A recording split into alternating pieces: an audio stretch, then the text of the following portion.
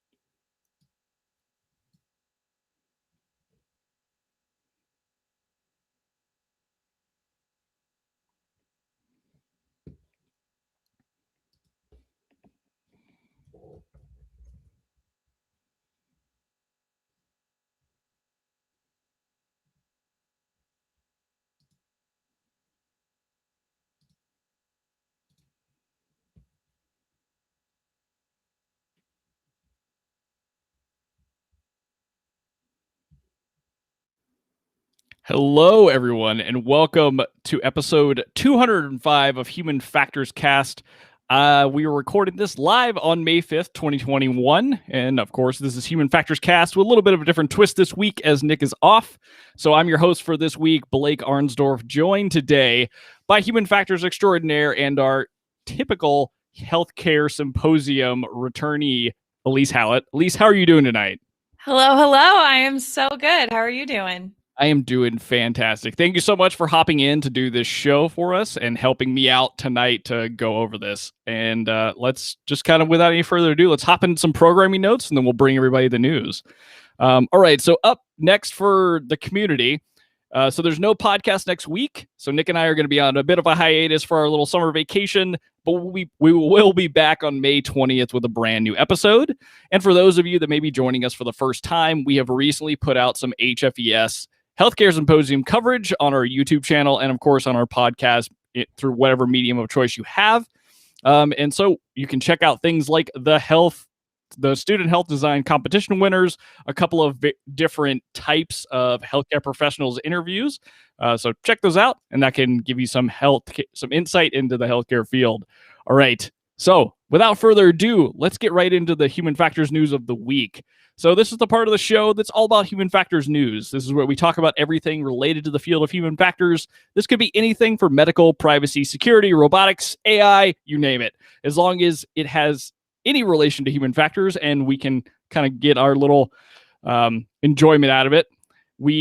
It's fair game. So this week, what are we talking about? We're talking about brain signals that can drive exoskeleton parts better. So this is a bit of a mouthful that I'm going to read, but we'll break it down piece by piece. So despite the promise of powered lower limb prostheses, existing controllers for these prosthetics do not assist many daily activities that require continuous control of prosthetic joints according to different human states of movement or changing environments that you might be in. The objective of this recent case study was to investigate the feasibility of direct continuous electromyographic or EMG control of a powered ankle prosthesis. This, combined with physical therapy guidance, actually showed some improved standing postural control in an individual with a specific type of amputation.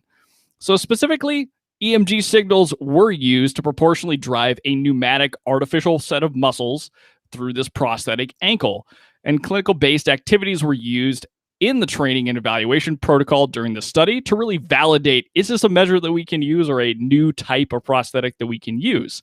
So in comparison to participants' daily passive prosthetics, so without any kind of neural control, they saw that training actually yielded a lot of great benefits in terms of much better scores in terms of being able to balance and be stable as you're standing.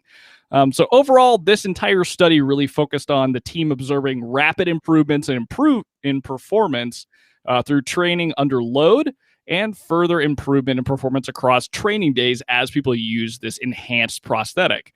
Case study is really the groundbreaking research that is starting off a series of what will be neural prosthetics or prosthetics that can take into account what's going on from a neuronal perspective and how it can translate into movement. So there's a lot to unpack in this story. This story is actually a Cambridge paper. So if you're interested in it, you can actually go and read the full paper on their website. But Elyse, before we dive into kind of the nitty-gritty details, initial reactions. I know you had a little bit of time before the show to kind of look through this. What does this make you think of, or how does it make you feel? Well, right off the bat, Blake, it was a bit of a heavy read. It went into a lot of the, EMG side. And I'm sure if I handed this to my sister, who is a physical therapist, she probably would have picked up on a lot of the lingo pretty quickly. But, once I got through that, I found it pretty fascinating because it's such a good example of really understanding not, just how people move, but some of the nuances that goes into normal movement and bringing that into this because, as you touched on, there's, quite a bit of dynamic movement that, we do and we don't even realize, especially people who have, all limbs who aren't relying on these prostheses. And, so having that be kind of a focal point in this study, I found to be, actually kind of a interesting example of, really considering the human in the midst of, this assistive technology. Absolutely. And I think what's continually mind-blowing to me about this kind of research and this kind of work with prosthetics is just the idea that now we're trying to capture neuronal signals and use that to translate them into basically motor function or remembered motor function in some cases that allows somebody to have better access or more utility and mobility than they maybe had in a specific prosthetic. So one thing I do want to break down here is explain the problem space just a little bit more, because that blurb is pretty dense, but it was something that I had to take a bit of a step back to really understand what they're researching at this stage. So to define the problem space a little bit, we're looking at lower limb amputees who are wearing typically a passive prosthesis. So passive meaning there's no kind of pneumatics in it. They're not taking any kind of extra neuronal signals. This is a typical prosthetic that is literally there to help you, be able to move, but it's only powered by you and your own biometrics. Now here, what we're really dealing with when we talk about this is there's often a decreased postural stability. So maybe you're not able to stand correctly upright, or it's a little bit lopsided, which can cause different kinds of impingements that your sister would definitely be aware of. I definitely thought of her as we were going through this because they do a whole physical therapy take on the training side. But anyhow, so they're looking at the fact that people with lower limb prosthetics typically have different postural stability issues that come up over time, but you also have this compensation that you start to make. So if you can imagine, if you were standing on, like, let's say for argument's sake, you had one high heel on and one regular shoe on. If you can imagine the difference in height you might experience over time, that can cause different kinds of limb issues as well as joint pain, because you're maybe having a lot more pressure on one side versus the other. Well, in this case, this is a similar idea that because there's a difference in elevation or a difference in kind of your normal leg versus what's going on with the prosthetic, you can end up with both this tough time standing and keeping your posture correctly, but also getting a lot of joint issues. So this can really lead to a lot of just different body imbalances, and it's partly due to the lack of, in this case, of degrees of freedom that your ankle actually allows you. Fun kind of anecdote here. This is something that I kind of discovered over the past couple of months during COVID as I fell back in love with specific bands and things like that. And one of the bands that I was really interested in for a long time when I was a kid, the band got in a big car accident or a big tour bus accident. And actually the drummer lost his leg in the accident. So now he has a prosthetic, and a big thing that he talked about was coming back to being able to play the drums and rigging systems that would allow him to do so. It required the modification of ankle prosthetics. So thinking of how that kind of movement and actuation allows you actually to do these finer motor skills. At the same time, that's what's really allowing you to balance and keep yourself upright in some ways. So in terms of solutions, so how we could combat this research team from Cambridge really started focusing on, well, okay, there's prosthetics that exist out in the environment today. What could we do to potentially help people over and above what's out there now? So what they've kind of come up with is adding both like a pneumatic actuator, if you will, to a prosthetic that is also taking into account neuronal signals through EMG. So it's able to actually give you a little bit more stability and control based on kind of the information you're able to provide it as you kind of move around or change your position while using this thing. That's a lot to kind of think about there. I know I've kind of like gone through a lot of this stuff, but Elyse, from your perspective, is there anything from the human factors perspective that would be really important to think about in a problem space like this? I think, kind of like what I alluded to a little bit earlier, just the dynamic movement that is typically natural with, how people are moving. You talked a little bit earlier about how some of the passive prostheses don't really accommodate a lot of that. And, we see that as a result, we see the compensation, right? And so typically if we're kind of making up for something or something's not quite fitting, then we see an overcompensation in some way, whether that be like a workaround on a website, or in this case, something very physical with like the compensation in your body. And so I think, with this, just like really understanding some of the nuances with how you're getting that feedback, that, something like a passive prosthesis doesn't fully account for. So I think understanding just how, we're using that feedback, there's that internal cycle that's going on when we're trying to like account for something as simple as just standing upright, especially on like different surfaces. So I think that's one area where, understanding the human side of it, coming from that human factors perspective, is so essential, and just kind of understanding how to better, support this for someone. What are your thoughts? It's kind of funny. So over the past couple of days, really, I've spent a lot of time kind of diving back into the user experience research side of kind of my toolkit, if you will. And something that kept coming up that I haven't thought about, and it feels like years, is the biometrics and biomechanics that it is part of human factors. So that's really where this paper drew me, was that this whole thing is really got to be based off of, and I'm assuming and hoping prosthetic design is based off of, taking into account best practices when it comes to when you're assessing a patient and you're looking at kind of giving them some sort of prosthetic replacement, take into account general rules and biometrics, but also like, you know me very well. I've always been on a very like personal medicine kick or personal nutrition kick, but I would hope that there are systems in place that allow you to do some very custom and very specific prosthetic designs based off of the person you're dealing with. Because I would imagine every kind of case is a little bit different because of individual differences, accidental differences, whatever it may be. So I totally agree. Taking into account both the human themselves and kind of how they experience things, but the underlying kind of neurophysiology that's going on that's helping you stand upright. And that's really what this is leveraging, which is really hard to think about. Mm-hmm. Yeah. And just kind of building on that point too, you touched a little bit on the individual differences. So my thesis, a little bit of my background with research, deals with accessibility.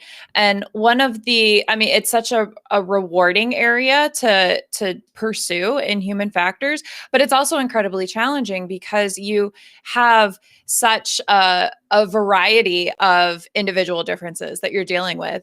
And so this case study, I thought, did a really good job in laying out, in this case, there was one person who was involved. And so they kind of laid out a lot of the physical attributes with this person, but, moving forward, the types of amputees that you may be working with to support this, I think, can really play into some, really interesting differences. The other thing that, kind of came to my mind when I was reading through this is, I actually teach an Intro to Human Factors course through Cal State Long Beach. And I get a lot of physical therapy students who come through, students who are going through for kinesiology. And, there's the portion in the class where we cover ergonomics. And then, there's a lot of other aspects in the course that, focus more on the software and web design and, those areas. And I think it's, very relevant to focus on the interfaces that we're working with. But this is just such a great example of how much of a component, the physical element of the human being and the physical characteristics are just as important in the field of human factors. And then also not just human factors, but really taking a multidisciplinary approach and working with the expertise of other people, like in this case, physical therapists, to really come to a holistic solution for someone in really, in this case, getting back some of their stability and mobility. Absolutely. Yeah. And I think that is something I often forget because I feel like I've spent most of my career engrossed in digital software systems or like UI design, but there is so much to be done like from a physical product design standpoint. And this is one of those areas where I think it's super important because like you mentioned, this particular study is focusing on one person to get the ball rolling for this particular type of prosthetic that's related to like ankle injuries or ankle amputees. So you would have to be able to retrofit it to a variety of types of individual differences. But on top of that, to kind of dive into the really what's happening here in terms of technology, this has got to be fitted with sensors as well that can't be uncomfortable for somebody. So really what this is doing at the end of the day, so believe it or not, human neural control is highly adaptable to any context you're in. I mean, that goes back to thinking about like neuroscience and neuroplasticity. And the thought process here from the research perspective was that maybe we can leverage some of that ability of the brain to grow and kind of adapt to new changing situations, like no longer having access to a specific limb, could be used to help train and take signals and then push them as viable ways to control a prosthetic or provide a prosthetic with more information, if you will. So in this case, what we're really doing is they're picking up these EMG signals that are readily available through, prior experience or training in this case. And then they're using that as a way to recognize specific patterns to allow for the pneumatics in the actual prosthetic to work and give people a little bit more stability is really the focus here. So this gets, again, away from the passive model of typical prosthetics, and now we're moving to something that's going to eventually be more autonomous is the hope of this early stage research. So to talk a little bit about what we've done or what they've done here is the way that this was tested is there was a specific training time, which you could imagine for something like this, where if somebody's had a prosthetic for a long time, has dealt with, postural imbalances or these kind of different joint issues that crop up from having to stand too long on something that feels unbalanced, they would need to go through a specific training protocol to be able to understand like how to use the new prosthetic, what it means to when you're like trying to teach basically the machine learning behind this to gather signals and do actions for you. So really what they did is they kind of just gave people a little bit of time to explore the prosthetic itself. And then they did, during this free exploration, to help kind of reinforce training, what they did is they had people kind of do motions while standing up to get the prosthetic to actually fire. And what it would do is actually show you on the screen, like basically how much force you're putting in is making the prosthetic react to your force input, which is part of like the neural signal transmission that it's grabbing. And from there, they really just focused on a couple of different specific tasks after training. So looking at load transfer. So this is a little bit of that.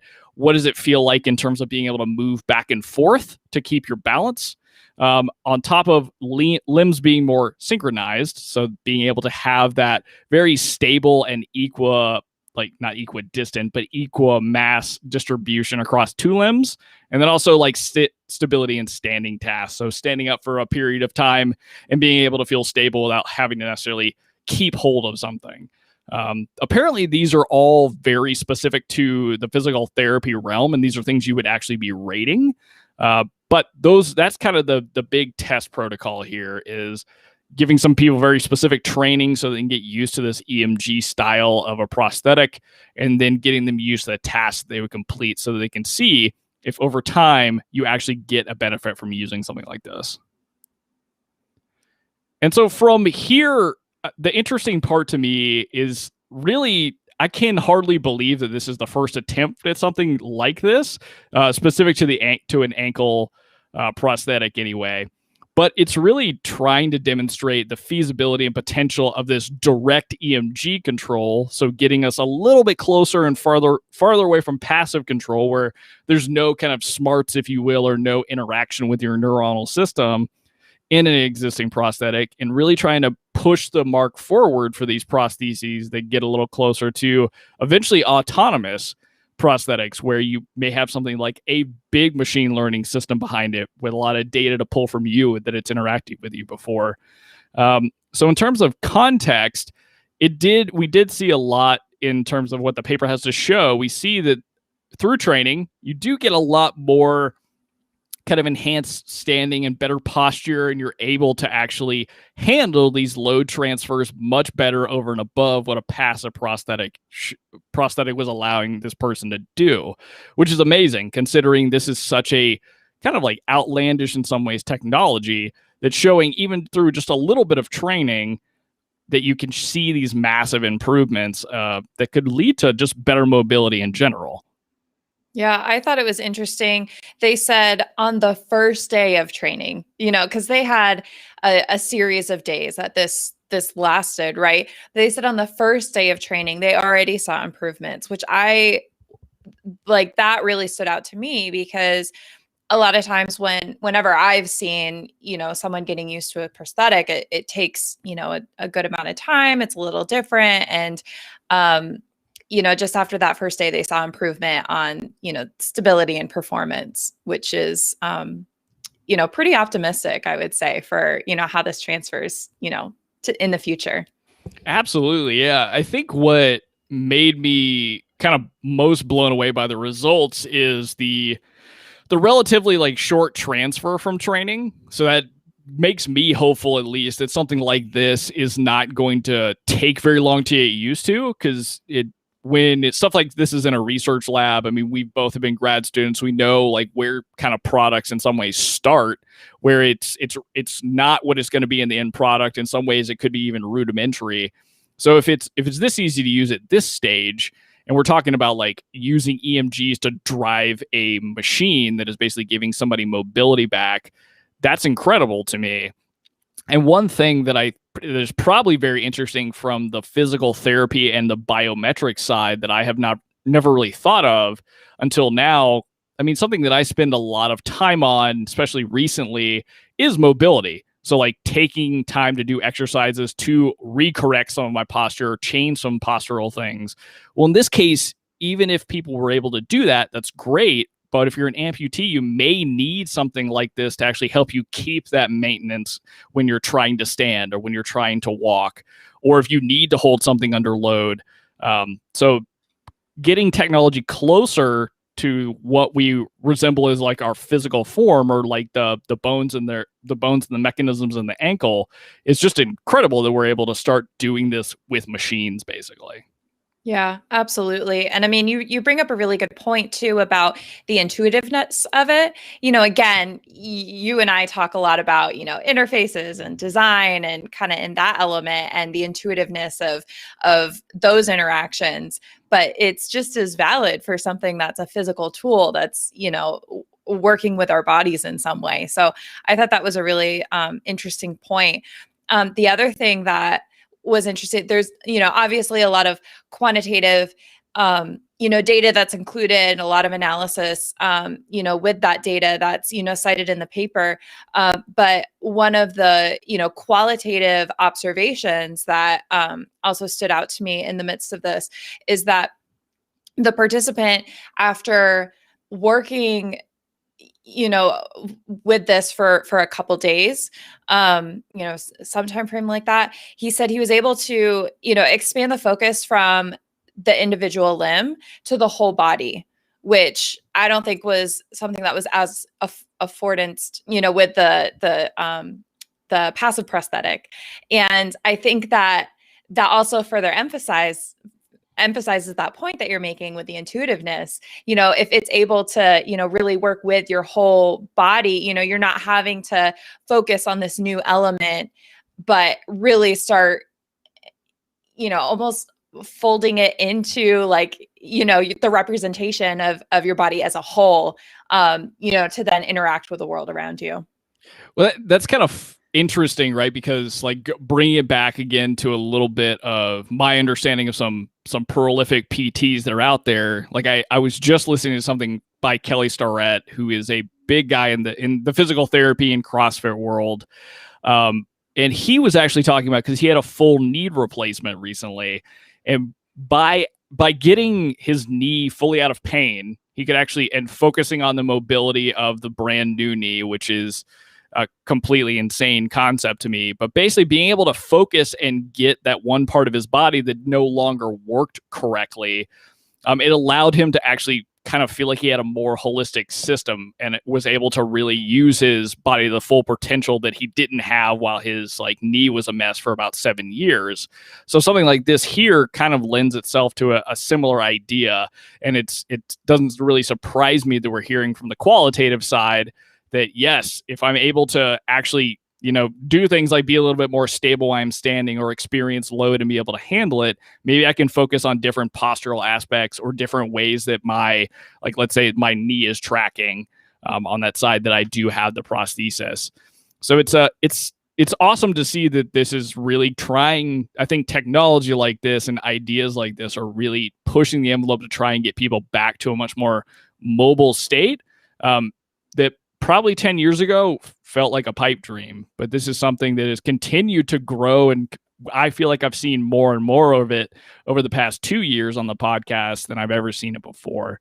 So to kind of wrap this up, the biggest takeaway I saw here was that this is just the running ground. This is where things kind of get started, because the desire, it seems like, is to really move towards not just EMG control, not just like direct control of a prosthetic, but for it to actually have autonomous control based off the environment that you're in, and kind of like taking in your neuronal signals in context of where you are and what you're doing to help the prosthetic, again, make you feel like it's much more of your own limb, like you may never have felt before.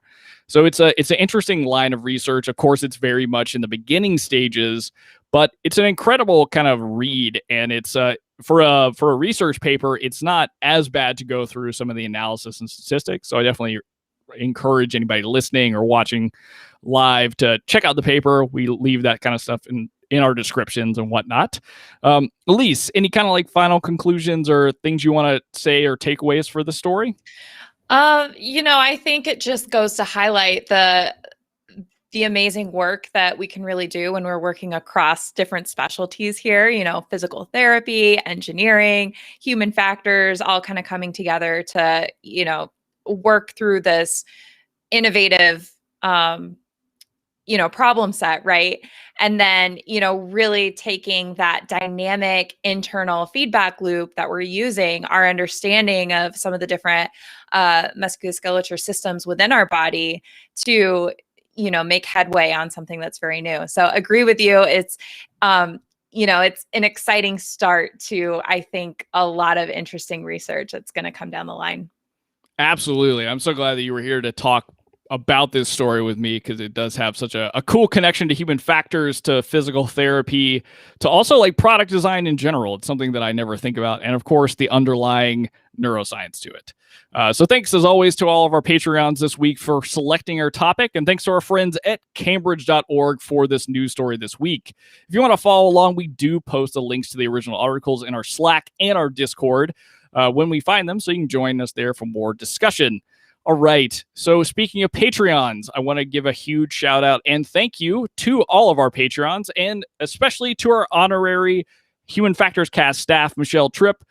Without your support across all the time that you guys have been around with us, we could not do this podcast.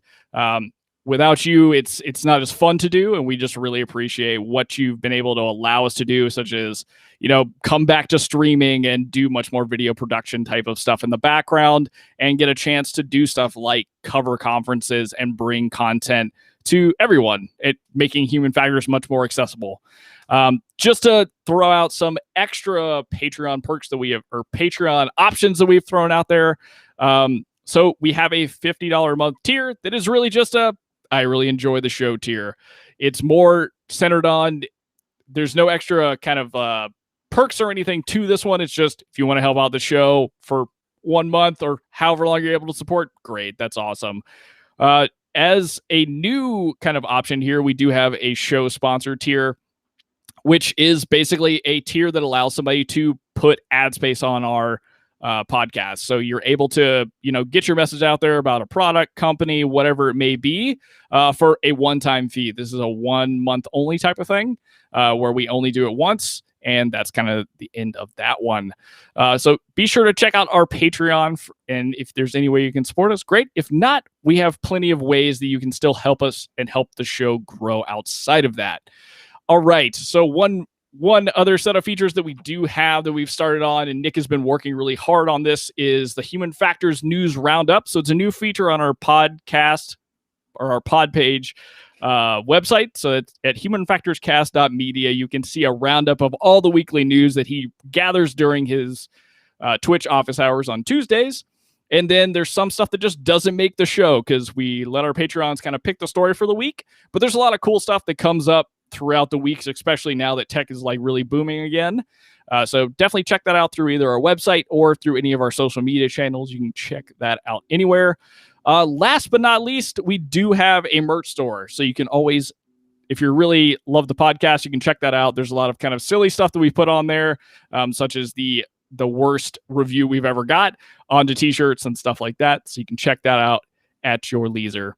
All right, Elyse, this is my favorite part of the show. It's probably the most fun because we can give a little bit back to the community, but this is It Came From. So we're going to switch gears and talk about It Came From Reddit this week. I think all the stories are coming from Reddit. So this is the part of the show where we search all over the internet, in this case specifically Reddit, to bring you topics the community is talking about and where we think we might be able to give a little bit of input. So at least how this goes is we just read through these, and I'm going to hand it off to you after I read the first one and let you kind of give your take on it. So first up, how do you handle a user interview when your interviewee talks too much? So this is from the user experience subreddit from Iamjustheretoexist. I love your name. Hey guys, I just had my first user interview and it took longer than I expected. While I'm glad he was elaborating with each of his answers, he was taking too long and I hesitated to interrupt him. This resulted in skipping usability tests for the sake of time. How do you handle or lead an interview? Should I just allocate more time to my interviews? So Elyse, I think this is a perfect question for you because you have a lot of experience doing user interviews, doing usability testing, and dealing with and structuring these kind of events to avoid some of these pitfalls. So what help could you provide here? A couple things. So first is just planning and buffer time. Like anything that you plan, you can run it through with one of your coworkers or colleagues, and it's just going to fly by like a breeze. It will take longer with actual participants. Like, whether you're doing a usability evaluation and doing it with technology and it like something happens that you just have to like figure out on the spot, or your participant is talking long, just always build in that buffer time no matter what, because it will usually take longer than you originally anticipate. Though dry running it definitely helps. Make sure that you've got your questions locked down. You're really targeting the things that you care about. And everything, is you've got that timing expectation down. The other thing that I kind of like to keep in my hip pocket is having like a cutoff point in the interview itself. So I tend to structure my interviews so that like the highest priority topics tend to be towards the front. So if it's starting to go long, then if I drop off a couple questions, it's not the end of the world, because in my mind, the usability test, absolutely critical. Like if you've got that person coming in, like you that should be a priority in that session. And so coming in with kind of your topics in mind prioritized, so that if you have to cut off time and you can't get to everything because your participants talking so much, then you have that as an aid going into it, so you can still get to some of the important parts with that session. The third thing that I would say is sometimes when I have had experience with this situation, I've had it quite a few times. But I think one of the things that helps is, sometimes when people talk a lot, part of it I think is stemming from making sure that you are hearing them. And so if you have nonverbals that are trying to rush them through, that might actually add to the problem. So I like to use tactics where, I repeat back things to them. I kind of roll it up. Is this correct? And, the more that they feel like they're being heard, sometimes, not always, but sometimes I have found that as the interview goes on, the participant kind of eases into it and has less to elaborate on. So those are a couple initial thoughts that, come to my mind just based on my experience. What about you, Blake? Yeah, that's the best advice I could ever give, right? Just be strategic about what you're going to do and be ready for the thing that you tested inside with colleagues or whatever kind of testing process you went through to kind of go out the window as you start to really bring users in. I think one thing to learn from something like this is maybe now from your first user interview, let's say if this was the case, then maybe it just needs to be shortened, or like Elyse said, making sure that those upfront 3 to 5 questions are, really worth the time. Because the thing that I'm a little bit concerned in this case about is I don't know that I would have felt comfortable skipping the usability test. And I think sometimes in the moment you have to pivot. This is not going to be a super popular from a very scientific perspective. But I mean, if I saw that I was going through user interview questions and I'm hitting, let's say, that 45-minute mark, and I just don't have the bandwidth to really push the usability test, I'm going to leave questions unanswered in the case to get that usability test done. Because I feel like that's going to be another avenue to really gather feedback. And depending on what your usability test looks like, this could be an awesome candidate for it, especially if you're doing some kind of think aloud protocol. So I think being able to just quickly think on your feet and adjust what you're doing in the moment is the best kind of advice that I could give. Now, if you're in a very strict scientific context, I totally understand you really can't get around, making your interviews not have all the questions answered or at least asked. But in this case, it sounds like it was in a much more applied setting because they ended up skipping the usability test altogether. So just pivot with what you're doing, and that can give you the best way forward, I think.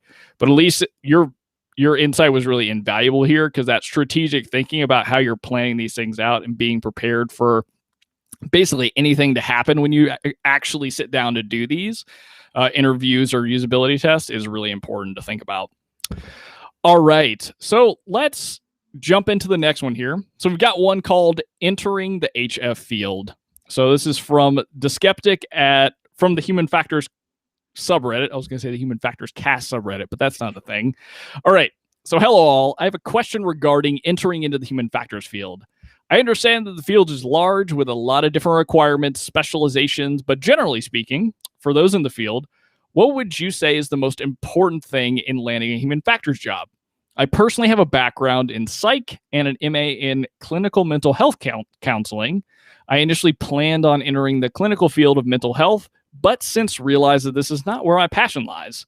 Currently, I work in sort of a research support role. I would love to work in a setting where I can assist in the human factors side of things that involve AI and or other forms of technology. With all that being said, what has been your experience in landing your first human factors job? Do you think pursuing a human factors master's or PhD degree is necessary, or are there better ways of landing a job? Thanks. All right. So at least there's a couple of questions in here. You might be able to tell why I picked this one because I felt like this was analogous to somewhat of your story. But so let's go through these one by one together, and we'll kind of knock them out. So for those in the field, what would you say is the most important thing in landing a human factors job? Let's start there. So there's just so much in this post, Blake. Yeah. The most important thing I would say, know your stuff. Like have a really good foundation of the methods in particular. If you don't have a good understanding of the toolkit, and the critical thinking that comes with the analysis side of this, then like that's square one. Like start there and gain that. But the other thing too is the personality side of it. Human factors a lot of times, especially in school, after having gone through a master's program myself, they only just skim the surface of the personality side of things. We work with a lot of different personalities, engineers, developers, program managers, different stakeholders, users, and then our own team members. And so that ability to communicate in sometimes very tense situations, when you're kind of butting heads against someone who may not agree with a recommendation you're providing. And then how, paired with your ability to think critically about situations, not take, what the user says, at face value, and then set up very, methodological, studies and evaluations. Like those three things, I think, are really going to set you up for success going into a human factors job, specifically in the applied field. Absolutely. I think those are really, really great points to drive home.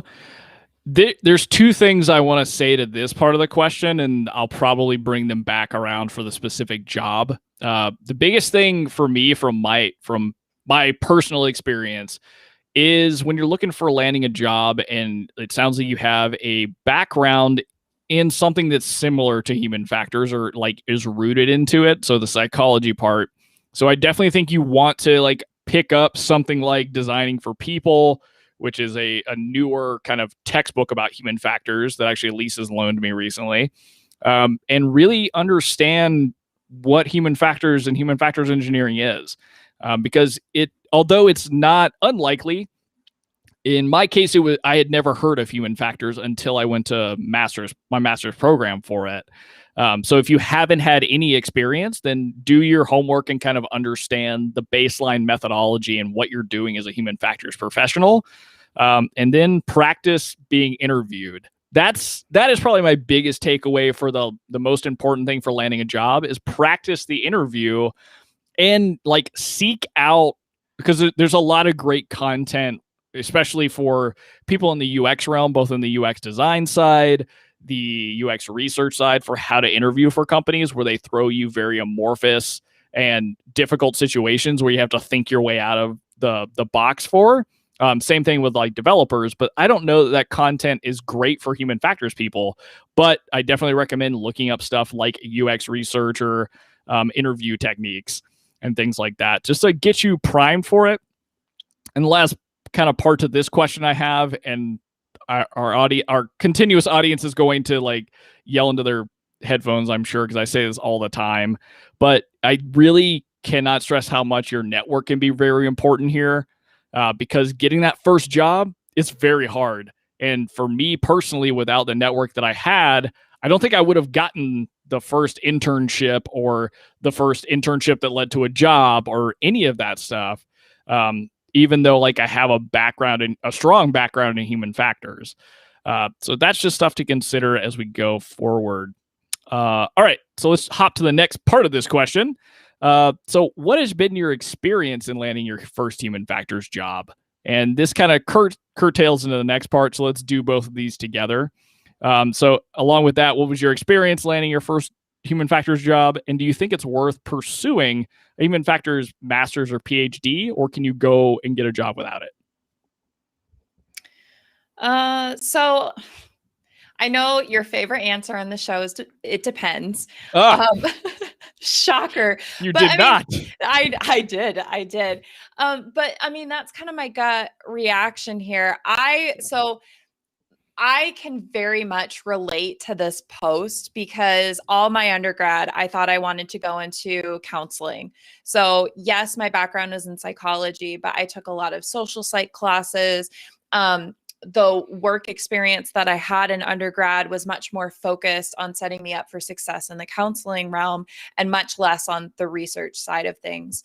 And so when I got to my final year in school, I was like, oh, I actually don't want to do this full time, and now I don't know what I want to do because you can't work with a bachelor's in psychology. So, Who knew? um, yeah. So I took a year off and really took a step back and did my own research of, and I heard about human factors actually from my dad, who is on the, engineering project management kind of side of things with medical devices. And he worked with a human factors consultant. So that's how he heard about this field and worked with them very closely and came to, be pretty familiar with what human factors is. And just, because of my personality, it recommended I look into it. So I, like Blake said, with the books, I went and got books on human factors. I crashed courses I was living next to UC San Diego at the time and literally just looked up online, like courses that were kind of related to human factors. They didn't really have a big program at that time. It kind of developed after I, left the area, but literally would go and sit in on classes to just like hear about some of the basics and what they were talking about and just did my own research. But at the end of the day, for me, going and getting that master's was so critical for me in being set up for success in this field. There are bachelor's level programs. There are, resources out there that can help teach you, but the master's especially, and I would say, I mean, we can debate between master's and PhD, I think that's Sure. a separate conversation, but for me, the master's side gave me the applied practice of what it is that we do. And it also, to your point with the networking, gave me the network to set me up for success. So I don't know that I would have personally felt comfortable, like, trying to jump into the field of human factors on my own. I'm sure people do it. There are a lot of resources out there. HFES, for example, has a ton of resources online that can really, start someone down the right path. But me personally, I found that having that master's going into this really set me up for success. Yeah, and I think you've definitely made some key points here. So the getting your first job in human factors, I think in this very specific case, and I'm having to generalize because of course I don't know this specific person, but the way that they've set what they've told us their background is, so they've got a bachelor's in psych and then a MA in clinical health.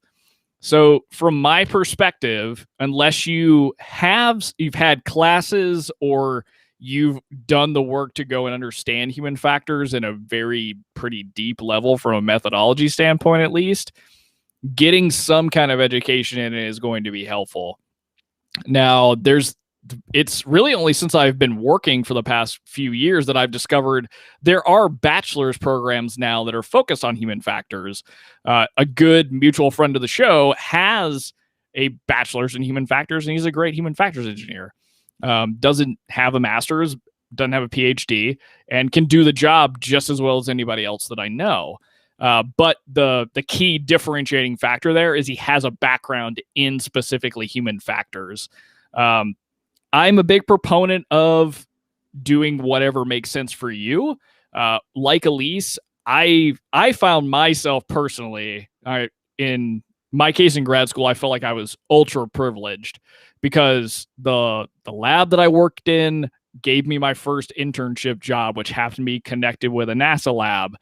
And then later on, I went to an actual internship at a NASA lab and continued doing my thesis under funding from Cal State as well as NASA work as well.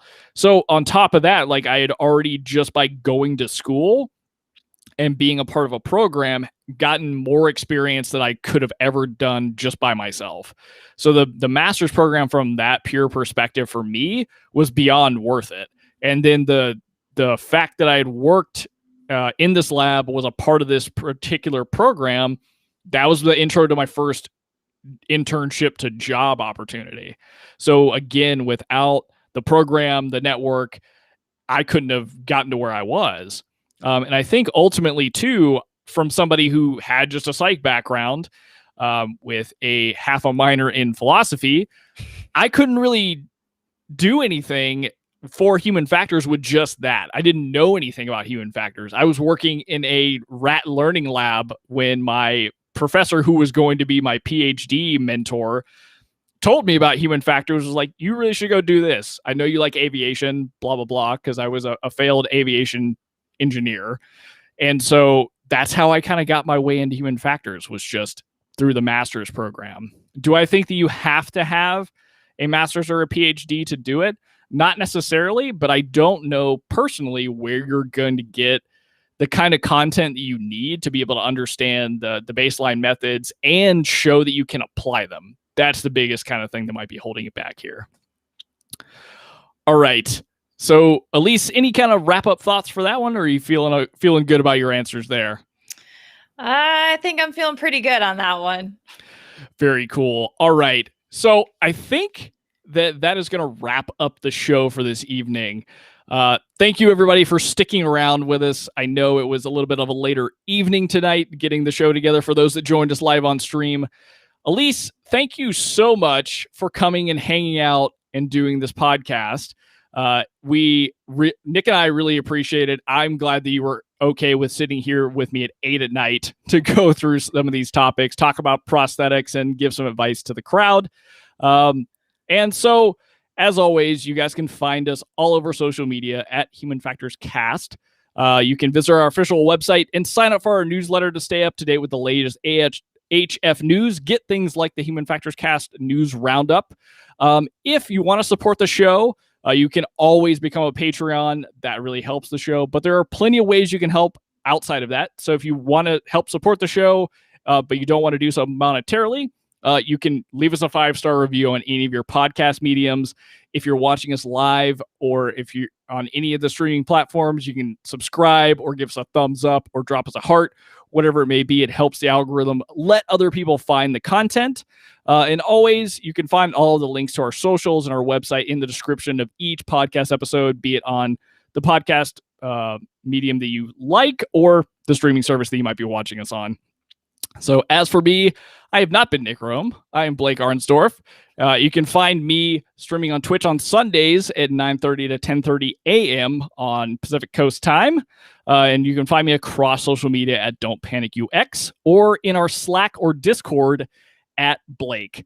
Elyse, thank you so much for joining us. Where can listeners go and find you if they want to get in contact with you? Learn Blake, more about prosthetics.